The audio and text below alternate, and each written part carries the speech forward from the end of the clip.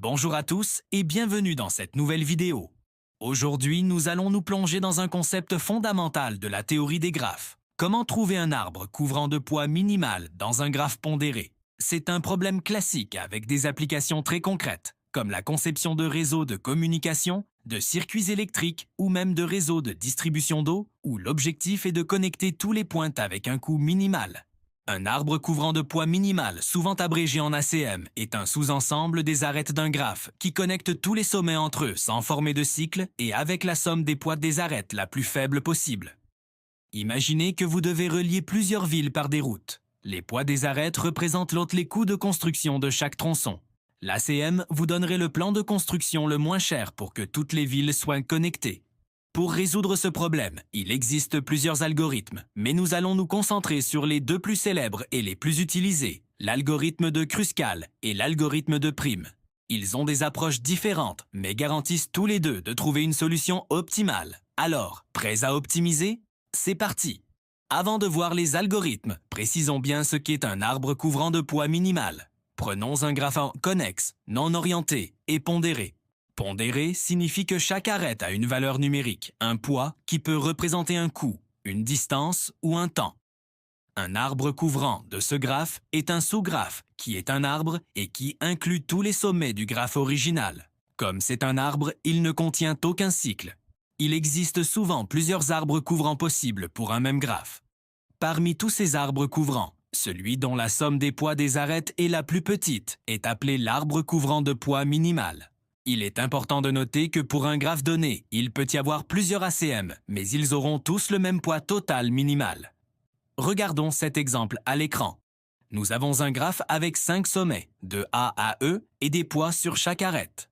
Plusieurs chemins permettent de relier tous les sommets, mais si on calcule la somme des poids, on verra que la combinaison formée par les arêtes en vert est celle qui minimise le coût total tout en s'assurant que chaque sommet est accessible depuis n'importe quel autre. Voilà l'objectif. Trouver cet ensemble d'arêtes optimales. Commençons par l'algorithme de Kruskal. C'est une approche assez intuitive et gloutonne.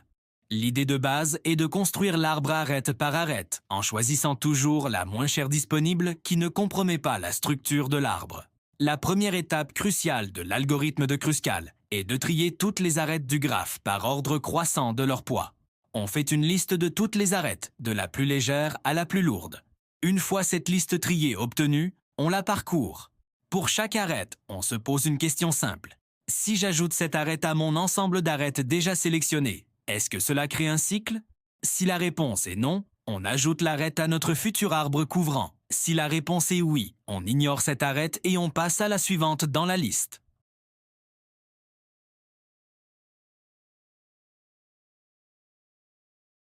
À ce moment-là, tous les sommets seront connectés et on aura notre arbre couvrant de poids minimal. Regardons l'animation. On part de notre graphe. Après avoir trié les arêtes, on sélectionne la plus légère, disons l'arête AB. On la garde. Ensuite, on prend la suivante, l'arête BC. L'ajouter ne crée pas de cycle, donc on la garde aussi. Maintenant, imaginons que l'arête suivante la moins chère soit AC. Si on l'ajoutait, on formerait un cycle ABCA. On doit donc la rejeter.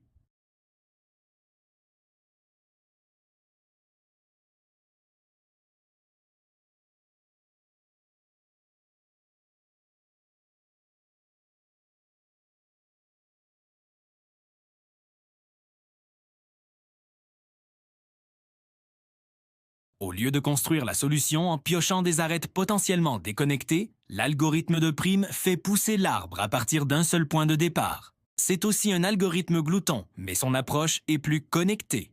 On commence par choisir un sommet de départ de manière arbitraire. Peu importe lequel, le résultat final sera le même en termes de poids total. Ce sommet constitue notre arbre initial. Ensuite, à chaque étape, on examine toutes les arêtes qui partent de l'ensemble des sommets déjà dans notre arbre et qui vont vers des sommets qui n'y sont pas encore. Parmi toutes ces arêtes frontières, on choisit celle qui a le poids le plus faible. On ajoute cette arête et le nouveau sommet qu'elle connecte à notre arbre en construction. On répète ce processus. On identifie la nouvelle frontière d'arête, on choisit la moins chère et on étend notre arbre. On continue jusqu'à ce que tous les sommets du graphe original fassent partie de notre arbre. Suivons l'animation pour bien comprendre. On démarre avec le sommet A. On regarde les arêtes qui partent de A. Disons que l'arête AB est la moins chère. On l'ajoute. Notre arbre est maintenant composé des sommets A et B.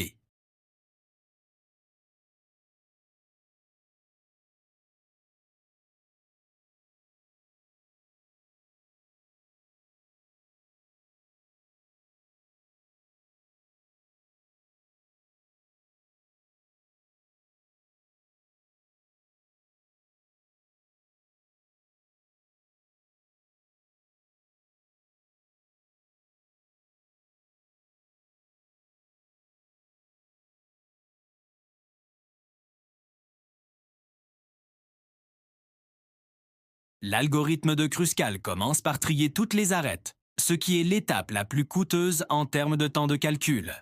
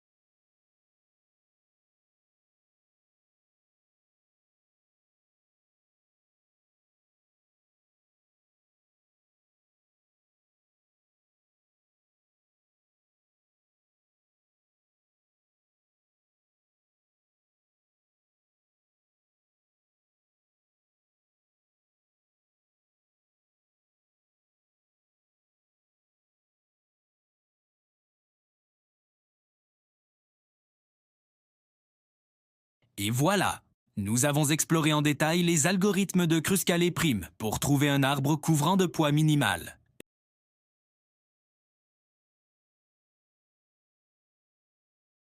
Ce sont des concepts clés non seulement en informatique, mais dans de nombreux domaines d'ingénierie et d'optimisation. Merci beaucoup d'avoir regardé cette vidéo.